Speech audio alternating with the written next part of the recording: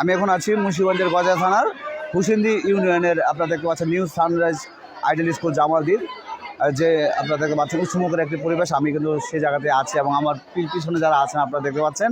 New sunrise ideal school জামালদির যে সকল শিক্ষক মণ্ডলী আছেন তারা কিন্তু আমার পিছনে বসে আছেন এবং যারা ইতিমধ্যে 2023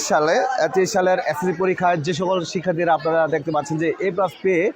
আপনার এসএসসি পরীক্ষায় সফলতা অর্জন করেছে তারাও কিন্তু আমার পিছনে দাঁড়িয়ে আছে। আমি যে বিষয়টি তুলে ধরছি যে মুন্সিগঞ্জের গজা থানার যে সকল প্রাইভেট স্কুলগুলো আছে তার মধ্যে থেকে এই যে প্রাইভেট স্কুলের মধ্যে যে 2006 সাল থেকে যে নিউ সানরাইজ স্কুল আমাদের যে পথ চলা 2006 সাল থেকে আদৌ পর্যন্ত কিন্তু তারা কিন্তু সফলতার সাথে চমৎকারভাবে সুন্দর পরিবেশে এবং অভিজ্ঞ যে শিক্ষক মণ্ডলী আছে তাদের অভিজ্ঞতার সমন্বয়ে যে আসলে শিক্ষাদান পাঠদান দেওয়া তারই সুবাদে কিন্তু এই যে স্কুলটি আপনারা দেখতে পাচ্ছেন সেই স্কুলটি কিন্তু আসলে হাঁটি হাঁটি পা করে কিন্তু বলে যাচ্ছে যে একটি সফলতার ধারপ্রান্তে কিন্তু চলে যাচ্ছে। এবারের গজার থানার সর্বোচ্চ এই যে প্রাইভেট স্কুলগুলোর মধ্যে সর্বোচ্চ যে পাশের হার এটি কিন্তু নিউ সানরাইজ আইডিয়াল স্কুল এবং এখানে কিন্তু 40 জন শিক্ষার্থীরা কিন্তু এই স্কুল থেকে পরীক্ষায় অংশগ্রহণ করেছিল এবং এই শিক্ষা প্রতিষ্ঠান থেকে সর্বমোট 40 জন পরীক্ষার্থী কিন্তু এসএসসি পরীক্ষায় অংশগ্রহণ করেছিল এবং এর থেকে কিন্তু তারা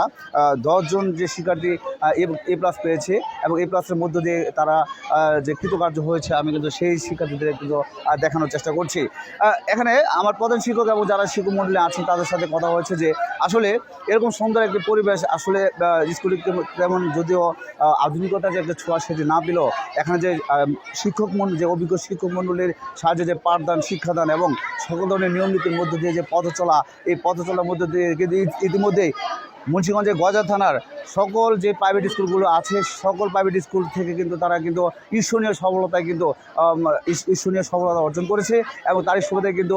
যারা অভিভাবক আছেন যারা ছাত্রছাত্রী আছেন তারা কিন্তু বলা যাচ্ছে যে অভিনন্দনের ঝড়ে কিন্তু তাদেরকে ভাসিয়েছে। এই যে আসলে একটি অর্জনের যে একটি সুনাম তাদের যে পথ চলা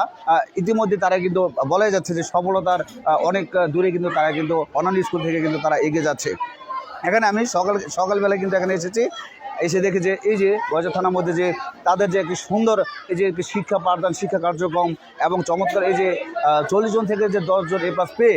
তারা যে ইতিমধ্যেই যে সকল প্রাইভেট স্কুল থেকে সবার শীর্ষে রয়েছে তারই ধারাবাহিকতা আপনারা দেখতে পাচ্ছেন। সকাল থেকে কিন্তু রঙে ঢঙে হই হুল্লো নাচ গান আনন্দ উৎফুল্লতা মানে বলে যাচ্ছে যে সার্বক্ষণিক তারা কিন্তু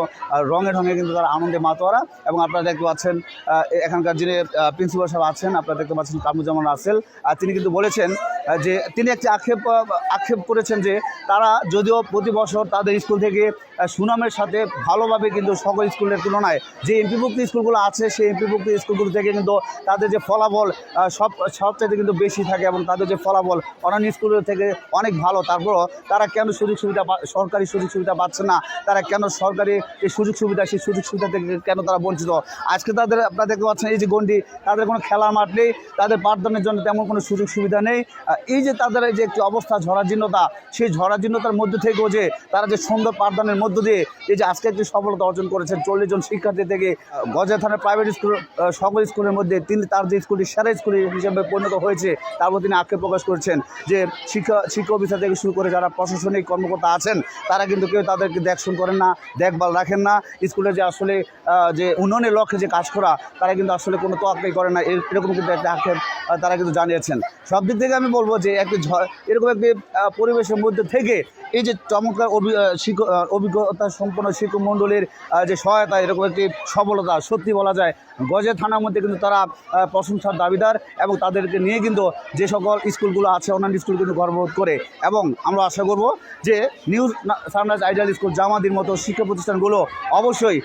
সরকারি সুযোগ সুবিধার আওতায় আসবে এবং তারা যেন আরও সুন্দরভাবে সুশৃঙ্খলভাবে পাঠদান করতে পারে এবং এখান থেকে যেন মানুষ গড়ার কারিগররা তারা যেন তৈরি হয়ে এদেশের যে সমাজ কল্যাণমূলক কাজে অংশগ্রহণ করবে, সেবামূলক